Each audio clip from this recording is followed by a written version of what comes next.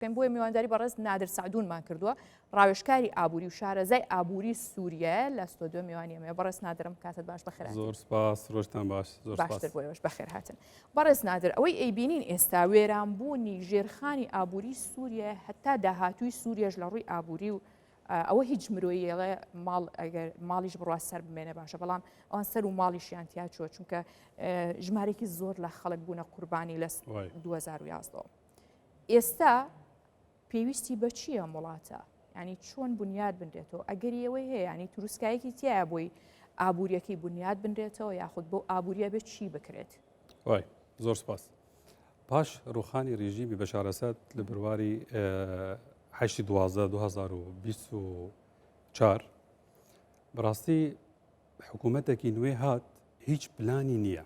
تا ئێستا محەممەد بەشیر 2-3 جارە قسە کردیە سەرگۆزیرانی کاتی، هەتا ئێستا هیچ معلوماتێک زانیاریەک ئابووری بڵاو نەکردیە. ڕۆژە یەکەم کاتێ بەنگی مرکزی وەرگرتن گوتیان هیچ دراوەکی بیانی تێدا نییە، تەنها پارەی سووریە. پاش 3-4 ڕۆژ بڵاوکردن دەرێن 150 ملیۆن دلاری هەیە جارێ لەگەڵ 25 یان 26 تۆن زێر. بەڵام دووبارە ئەوڕۆ یان دوونێ دووبارە کردن قسەی یەکەم ئەنو هیچ دراوەکی بیانی نییە لەگەڵ باسی زێر نەماکرا. ئەو زێرەکە چ لێ هات؟ ئایا هەبوو نەبوو چ لێ هات؟ ئێمە کەس نازانن. حکوومەتی ئێستا هیچ پلانێکی ئابووری یان نییە. بەڵام پێ دوایە کە سایەتێکی سەربازی و سیاسیە ئیداری و ئابووری نییە؟ وەڵاهی شتێکی ڕوون نییە تا جارێ. ئەوڕۆ بریاردان تا 1/3 ئەو حکوومەت سووریا بەڕێدەبە. وابزانم اتفاقێکی نیودەوڵەتی هەیە لە نێوان تورکیا قەتەر بە شێوەکی سەرەکی و دوونێ دۆناڵد ترامپ بە ئەشکرا باس کرد، دەڵێ هەموو کلیلەکانی سووریا لە ناو دەستی ئەردۆگانی دەنا. ئەوڕۆ تورکیا کاریگەری زۆر بەقووەت لەسەر سووریا هەیە، لەسەر هەندێک شارەکان بە شێوەکی تایبەت. بەڵام پاش ڕووخانی ڕێژیمی ئەسەد کارگیری تورکیا گەهشتیە ئاستێکی لەوانەیە ڕێژەی 170 زیاتر. پێش ئێستا کاریگەری تورکیا لەسەر ئیدلیب زۆر بەقووەت بوو، لەسەر عەفرین، لەسەر هەندێک شارەکانی دیکە ئیدلیب جێی سەرەکی جۆلانی ئەحمەدی شەرع. بەڵام ئێستا حەلەب، دیمەشق، حەما، حۆمس زۆربەی ئەو شارەکانی لەژێر سەیطەرەی بەشار ئەسەد بوون ئێستا لەژێر تەسیری و هێزی تورکیە. تورکی طبعا تورکی و قەتەری ئێمە ناتان ئەوەی بکە، تورکی و قەتەری یەکن. بەڕێستان ڕاوێژکاری ئابوورین.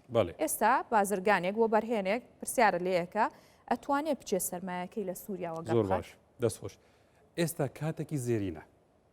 کاتێکی زێرینە لۆ هەر کەسێکی وە بەرهێنەر حەزبکە لە سووریا ئیش بکاتن، چ سووری بێ، چ عراقی بێ، چ جنسیەکی دیکە بێ. تا ئێستا زیاتر لە 5,000 کۆمپانی ئامادەنە بۆ کردنەوەی ئیش و لەقی کۆمپانیەکان لە سووریا هەموو شارەکانی سووریا. پشتبەستن بەچی؟ ئەوە تقریبا لە 2011 تا ئێستا 1 متر بینا دروست نەبووە لە سووریا. سووریا پێویستی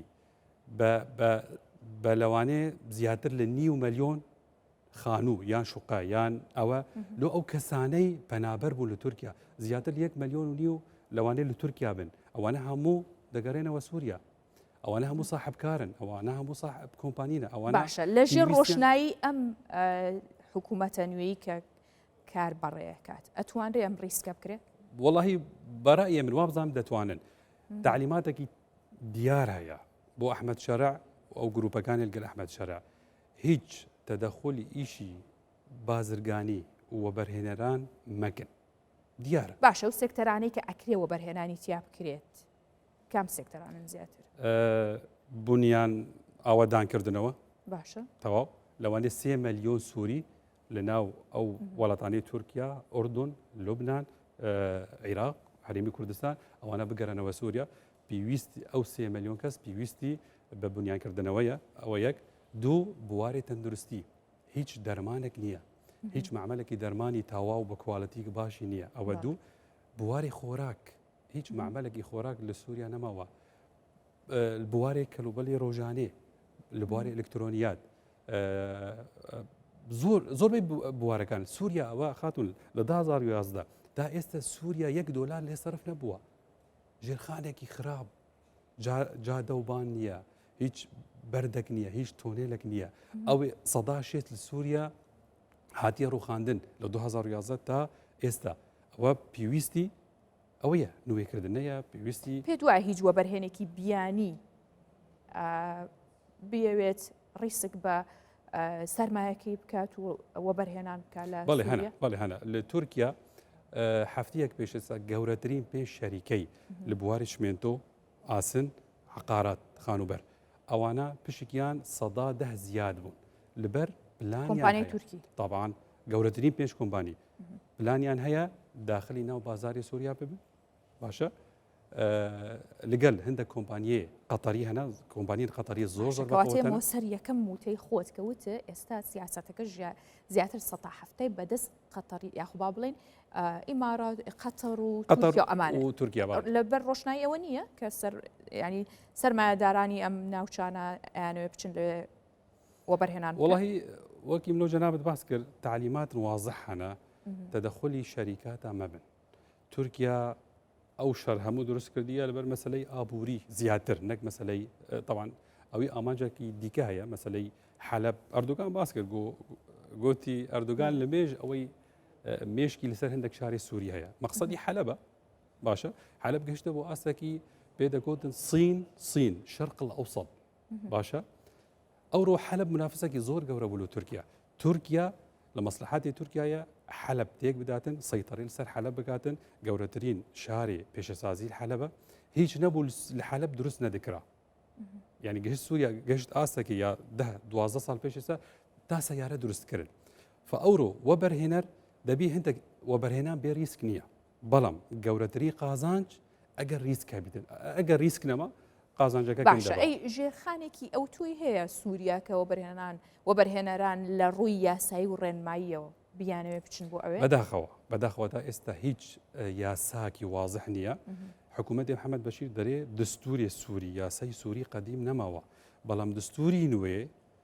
هیچ دیار نییە ئایا بەخۆیان دستورێکی چا دەکەن گونجاو بە 100 بۆ تورکیا ئەو دستورە ئێمە نازان معارەزەی سووری ئۆپۆزیسیۆنی سووری ئەوە 11 ساڵ ئیش دەکەن طبعا کورد لە ناو هەنا کورد منطقەی کوردی بەتەنی هەنا تا ئێستا محەممەد بەشیر و ئەحمەد شەرع هیچ نامەیەک هیچ ئەوەی لۆ کەسێکی نەناردیە داخلی ناو دروستکردنی دستورێکی نوێ بن باشە ئێمە وەبەرهێنان ئێستا سووریا لە هەندێک بوار باشە مەسلەی خۆراک مەسلەی ئەی سزاکانی لەسەر سووریا هەیە یعنی کاریگەری نابێت لەسەر وەبەرهێنان کۆمپانیاکی زۆر گەورە براندەکانی زۆر گەورە ئۆکێ تەسیریان هەیە ئێستا سووری ئەسڵە سووریا پێویستی ئەو براندەکانی گەورەی نییە ئێستا سووریا پێویستی بەسیترین شتە دەرمان خۆراک ئاوادانکردنەوە خانوو باشە ئەو 3 ملیۆن کەس